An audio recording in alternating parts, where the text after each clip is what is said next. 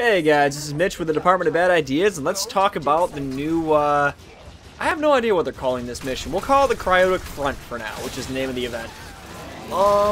This is a really cool replacement for survival.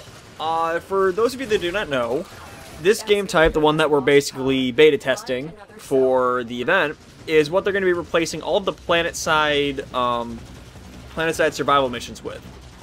Because as it stands, it's kind of strange that you can cut life support off to the entire Earth atmosphere. That's a terrifying power. So they're making it make more sense. And honestly, I really like this. There are no lose conditions to this game type. Basically, if everyone dies, you lose. But there is nothing that'll cause you to prematurely lose the mission, which is a lot of fun. I'm really enjoying it. And what you have to do is you have to keep these extractors powered up. What you do is you power up the scanner, which drops these excavators down. You keep the excavators powered until they go through their full cycle. If they get destroyed, you don't get anything.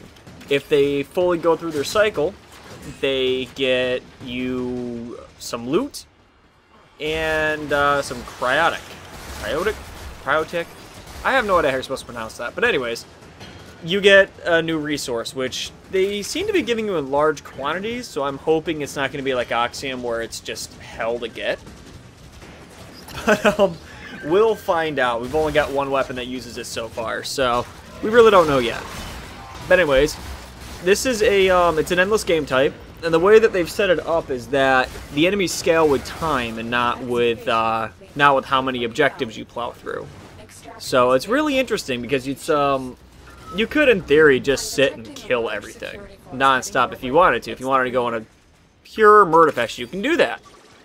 Kind of doing the same idea as survival. Granted, you won't be getting nearly as much loot, and you won't be getting tons of credits, which I noticed you get a good deal of when you're doing this mission, which is really good for newer players that don't have access to the dark sectors yet, or they just started the game. That'll be really good for them. But if you wanted to, you could just sit and just murder everything. So that is an option.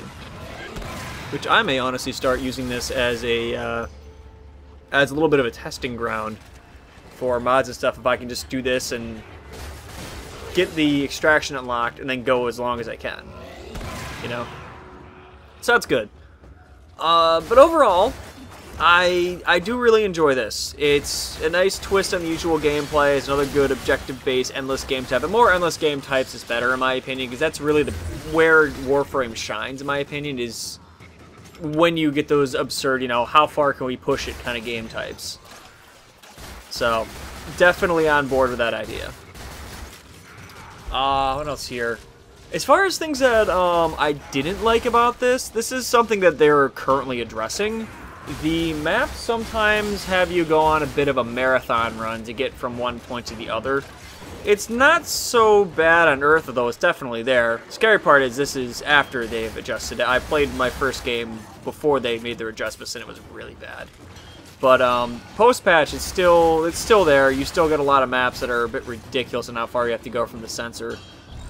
Especially on Europa, where they're previewing the new tile set, it feels like you have to run through the entirety of a void mission to get between, two of your nodes and then your other two nodes, which is not a lot of fun.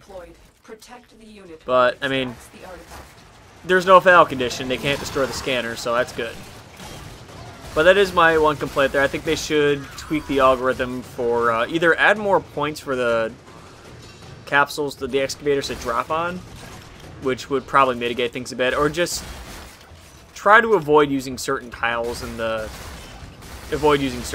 because, for example, on Europa they have a tile where it looks like a drill has been boring through the ice, and it's an extremely long tile. It's almost, I almost want to say it is the largest tile lengthwise in the game. And it'll take you a good, 20 seconds of sprinting to get through it. 20-30 seconds of sprinting, it feels like. And that's pretty massive for a tile. Which, I mean, it would be all fine and dandy in a regular mission, but in something like this, like, God help you if you actually had the original survival game type there. Oh my God, you'd run out of oxygen constantly having to run between points through that. So That's not really worth... those big tiles really shouldn't be there. I mean, I'm assuming they're going to tweak it a bit more, because they did make an adjustment to it today with a hotfix. I believe that was with 0.01 was the one where they did that.